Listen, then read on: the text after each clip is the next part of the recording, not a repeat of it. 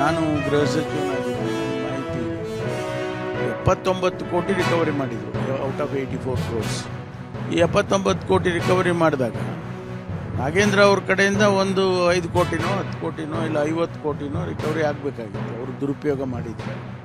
ಒಂದು ವೇಳೆ ಅವರು ಯಾವುದಾದ್ರೂ ರೂಪದಲ್ಲಿ ಅವ್ರ ಅಕೌಂಟಿಗೆ ಹಣ ಹೋಗಿದ್ರೆ ಅವರು CBIನವರಾಗಲಿ ED ಅವರಾಗಲಿ ರಿಕವರಿ ಮಾಡೋದು. ಈಗ ಅದು ಯಾವುದೂ ಇಲ್ಲ ಅಂದರೆ ಅವರ ಇನ್ವಾಲ್ವ್ ಆಗಿಲ್ಲ ಅಂತ ಆಯ್ತಲ್ಲ, ಗಮನಕ್ಕೆ ಬಂದಿರ್ಬೋದು.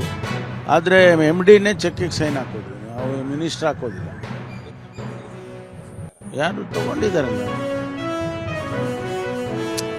ಅವ್ರು ಹೇಳಿರೋದನ್ನ ವೆರಿಫೈ ಮಾಡಿದ್ದಾರೆ, CIDನವರು ವೆರಿಫೈ ಮಾಡಿದ್ದಾರೆ. ಅದರಲ್ಲಿ ಒಂದು ವೇಳೆ ಅದು ಸತ್ಯನೇ ಆಗಿದ್ದರೆ ಇವರಿಗೂ ಕೂಡ ಕೇಳೋರಲ್ವಾ.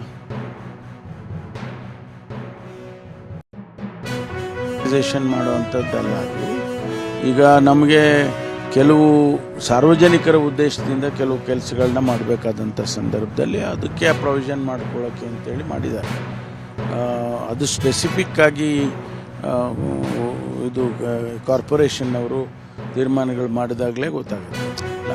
ಮೊದಲು ನಾನು ಬೆಂಗಳೂರಿನ ಉಸ್ತುವಾರಿ ಸಚಿವನಾಗಿದ್ದಾಗ ಕೂಡ ಅದರ ಬಗ್ಗೆ ಚರ್ಚೆ ಮಾಡಿದ್ವಿ. ನಾವು ರಸ್ತೆಗಳಿರೋದು ಜನ ಓಡಾಡೋದಕ್ಕೆ, ಎರಡೂ ಸೈಡು ಕಾರ್ಗಳು ಅಥವಾ ವೆಹಿಕಲ್ಸ್ ನಿಲ್ಲಿಸ್ಬಿಟ್ರೆ ಅಲ್ಲಿ ರಸ್ತೆಗಳೇ ಮುಚ್ಕೊಂಡು ಹೋಗುತ್ತೆ. ಅದಕ್ಕೊಂದು ಕಾನೂನು ತರಬೇಕು ಹಾಗೆ ಅಂತೇಳಿ ಅವಾಗೆಲ್ಲ ನಾವು ಚರ್ಚೆ ಮಾಡಿದ್ವಿ. ಅದು ಈಗ ಅದ್ರ ಬಗ್ಗೆ ಒಂದಿಷ್ಟು ಬೇರೆ ಬೇರೆ ರೀತಿಯಲ್ಲಿ ಚರ್ಚೆ ಆಗಿ ಮಾಹಿತಿಗಳು ಬರ್ತಾ ಇದೆ.